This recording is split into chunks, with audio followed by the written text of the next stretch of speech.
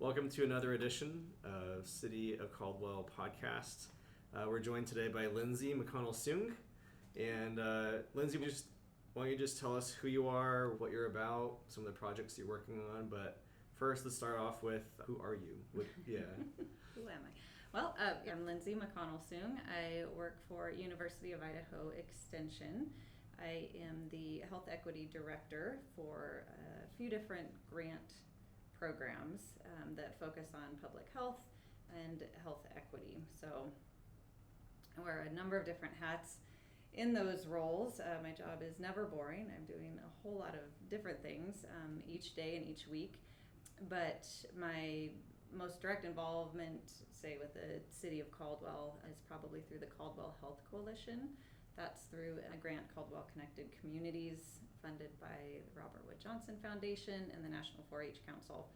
And we developed the Caldwell Health Coalition and the Owyhee Health Coalition, as well as one over in Eastern Idaho, and get to do a lot of fun stuff with the City of Caldwell. So that's one aspect of what I do. And then I also manage a project called the Excite program, and that's the Extension Collaborative on Immunization, Teaching, and Engagement. We love our acronyms in Extension, and as does everybody in a lot of organizations.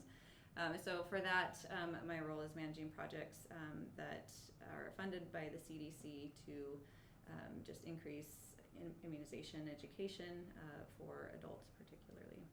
Well, let's start with who you are. So tell us a little bit about your background. I know you have a couple kids too. Sure. So where did you grow up? Yeah. How did you get to here, I guess, to this point? I am a native Idahoan. I was born and raised in the Magic Valley area. And I went to College of Idaho, go Yotes, and go Vandals now as well. I might cover all my bases for Idaho universities. Yeah, so I went to College of Idaho and built my family here. I got my master's degree at Northwest Nazarene University, so I'm trying to hit all of those Idaho institutions. And my original career out of college, I was a trauma therapist for 11 years. So worked in Nampa at community agencies and then also through a private practice serving or just underserved populations, and then specializing in trauma. So worked with a lot of teens and adults there. So I did that. I also owned a yoga studio for 3 years and owned and operated that and taught a variety of classes and integrated therapy and yoga at the same time. So that was super exciting. Then took a little break. I figured that I wanted to do something a little bit different, but wasn't sure what. And then saw this opening at University of Idaho Extension, and I've really enjoyed applying all of those skills that I have in a broader perspective, doing more of that public health, applying all those skills to a community rather than one individual at a time. So Sure. And speaking of teens, you have a couple teens, I think, right? I do. At least one. Yes, so. Yep. I have two daughters, Maylee and Violet. They are in an exciting phase of life, super busy. So yeah, they are both active on the Mayor's Youth Advisory Council, or will be. Violet is going to join soon. Oh, great. So you'll get to experience both of them. Are they very similar? They're very different, okay. Actually. Yep, they are very different as folks tend to notice with those firstborns and secondborns. Sure. Mm-hmm. All right. Well, one thing that I know that you're really active with is the Senior Produce Program.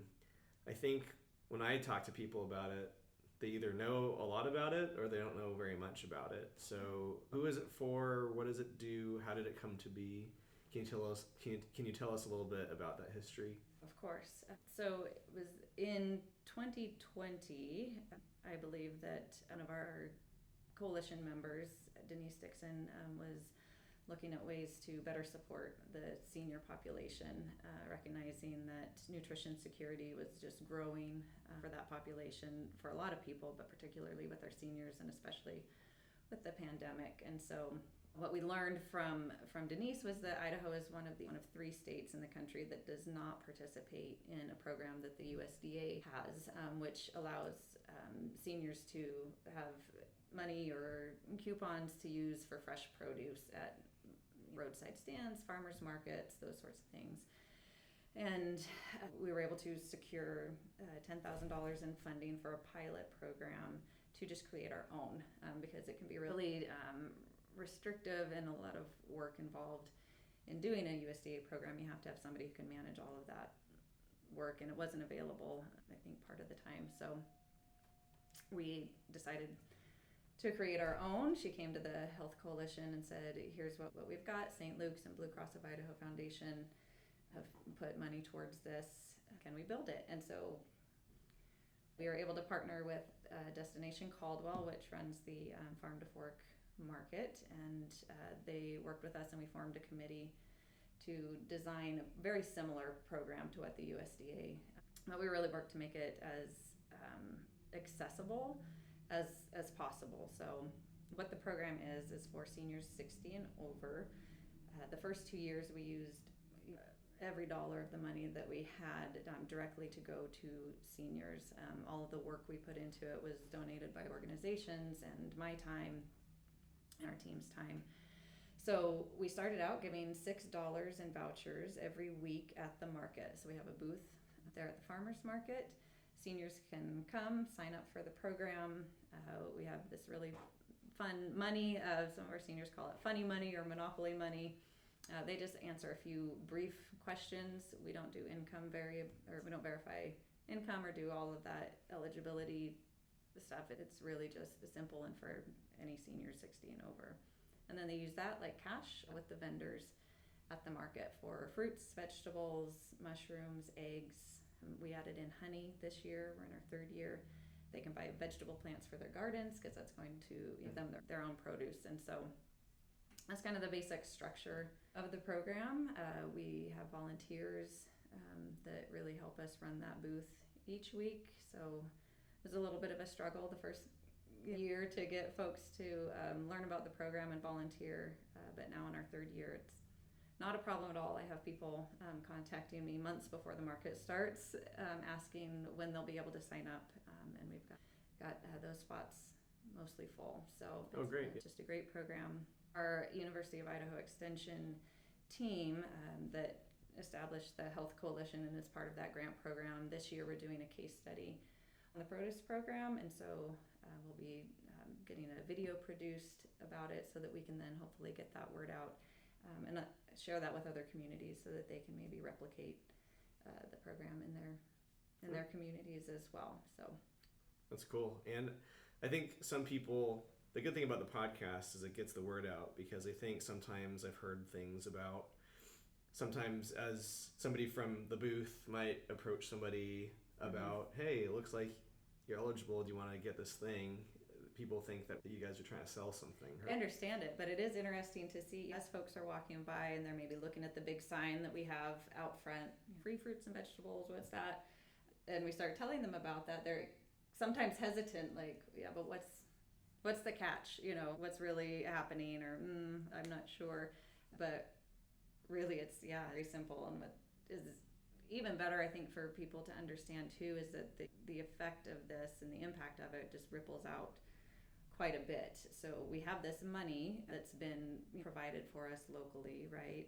And yes, that money is going in these vouchers to the seniors, but that money is going then directly into the pockets of our local produce farmers and our vendors who are there selling what they've worked so hard to create. We live in this agricultural area. We grow so much food in this area, and yet we also have these really high rates of nutrition insecurity.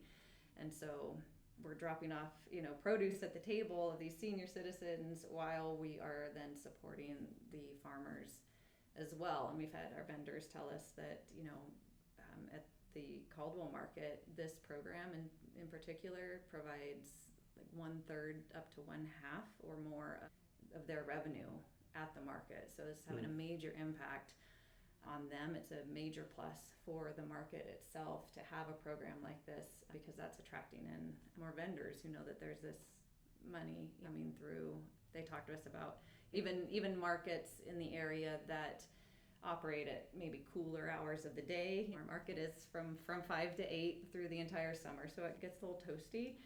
But they've mentioned that we see more seniors at this market than we do, at other markets that are at maybe earlier in the morning when it's cooler. So it is bringing people out to the market and the plaza.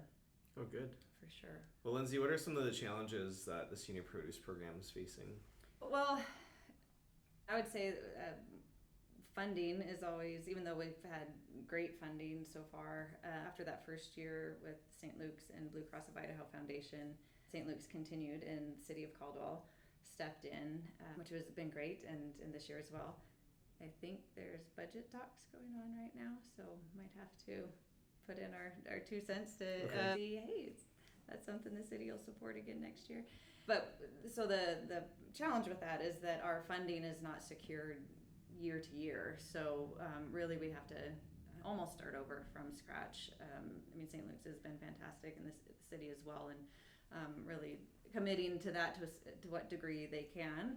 But still, we don't know what's happening year to year, and the program is definitely growing. We had some delays with our printing this year as far as marketing goes, and so we didn't actually get that out before our first week, and that didn't matter.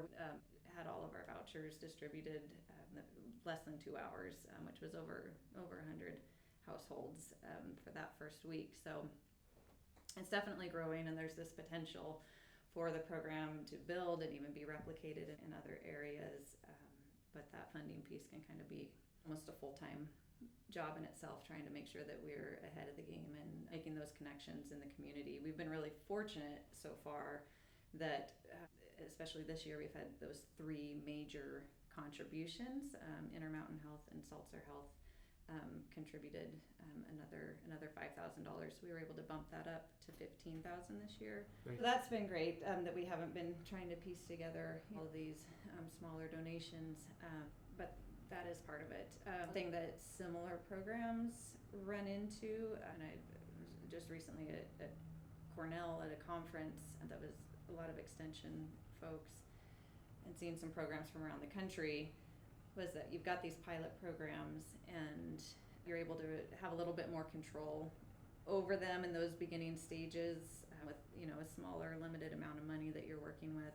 And then it's great if you can secure a larger long-term goal to keep that program going. But then what happens with that is that there's a lot of red tape, a lot of management pieces, a lot of restrictions.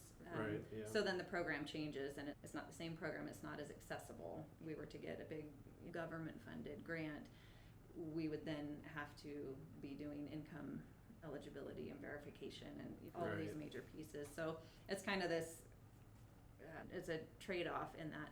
And 2, I really love the idea of keeping the money that goes to support this program local.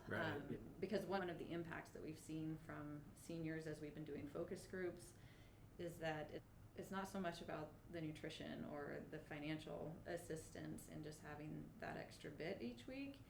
It's about our seniors feeling welcomed and like they belong, and that they have this sense of community where it's really easy to feel isolated as they enter that stage of life. So having a local logo, somebody that you can make a direct connection with, having that attached to the program, I think really just keeps that sense of community going versus, oh, there's this big foundation that gave us the money to do that. Well, that's great, thank you. I don't have a personal connection, or participants, have that personal connection and have that meaning to it.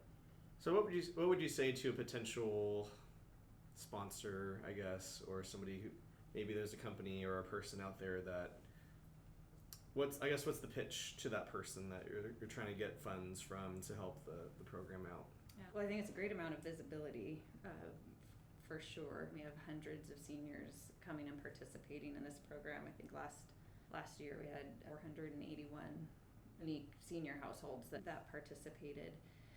There's not a lot of opportunity at the farmers market for businesses that aren't vendors to have their name out, but we are able to share that, who our donors are. So there is that piece there. And then just how well received the program is another one. Just the impact that it's making, and that our extension team is going to be able to continue be reporting out on. And then the other piece, I guess, is just the value of that money. As I mentioned earlier, it's not simply going to pay for one-time basket of produce or a season's worth of produce to these families. It's doing that, and it's going directly to our local farmers. So it's just a win situation in that. And I think for other people too, like there's been once or twice where folks have stopped and said, well, this is our tax money. If the city donated money, is this our tax money going to a program like this? And for me personally, I think how fantastic that I can see exactly where that money is going. This lady here has fresh berries when she hasn't bought them for years because they're too expensive, and that produce vendor there has an increased revenue this week because of this program. I can see exactly where that's going. Right. And that feels great. So I think that's another piece of a perk to donating to a program like this, is because it's all around benefiting everybody involved. That's great. Was there anything else that you wanted to add? I don't know if you wanted to talk about how the Senior Produce Program is under the umbrella of the Caldwell Health Coalition. I don't know if you want to talk more about what the coalition does at the higher level, I guess. I'd love for folks to be able to have a better understanding of that. So the produce program is one project that the Caldwell Health Coalition has worked on. It's definitely been our largest, most successful, most visible, and ongoing project that we've had. But the Caldwell Health Coalition is really just a group of local people. Everybody is welcome, whether you're just a resident of the community, whether you work at an organization or an agency that is related to health, or even if not, and you just want to be involved in kind of addressing and improving health and wellness in Caldwell. So we meet monthly, most of the time over Zoom, but quarterly we do have in-person meetings. And a lot of the time it's really about sharing resources and making sure that we are aware of what folks are doing, what needs they're seeing, and how we can connect and really build that network, help meet those needs. We look a lot at our social determinants of health. What are all these different aspects that influence the health of our community, how we can create systems change in that. It's great to have the city be represented on the Health Coalition, to have ear in the interest of people that make decisions for our community. But we also would love to have more residents. We need to hear that voice as well and make sure that we're getting it right, that we're representing all people. And so that's the Caldwell Health Coalition. Like I said, we know we've got the Owyhee Health Coalition as well, out kind of Marsing, Homedale. They're doing similar things and addressing needs out there. So how would somebody get involved in either the Senior Produce Program or one of the health coalitions, whether it be for Canyon County, Caldwell area, or the Owyhee area? I think probably the easiest way for me to share over a podcast would be if you have social media to contact through Facebook would probably be the simplest. I know the Caldwell Health Coalition has Instagram as well, sending a message through that. But we could also probably, I'm assuming with the podcast link, contact emails for the facilitators for those coalitions. I know they're both active on Facebook for sure. And then our Owyhee County Extension and Canyon County Extension should have on their websites links Cool. to that as well. Well, Lindsey, thank you for taking the time to Of course. just let us know who you are, sharing about the Senior Produce Program that you're really just taking the charge of, and just the Caldwell Health Coalition that you're kind of, I feel like you're a woman of all trades and many hats in different places. So you have your hand in a lot of different things, and it's kind of cool seeing at the different networking events or meetings. And I think it's great that we get to share some of the stuff that you're actually doing. So thank you for spending the time with us to explain what you do. Absolutely, yes. I'm happy to have the opportunity to do that, and to help folks see that that extension in University of Idaho really is a great health resource partner as well. So hopefully we're getting the word out there too. Cool. Well, thank you very much. Appreciate it.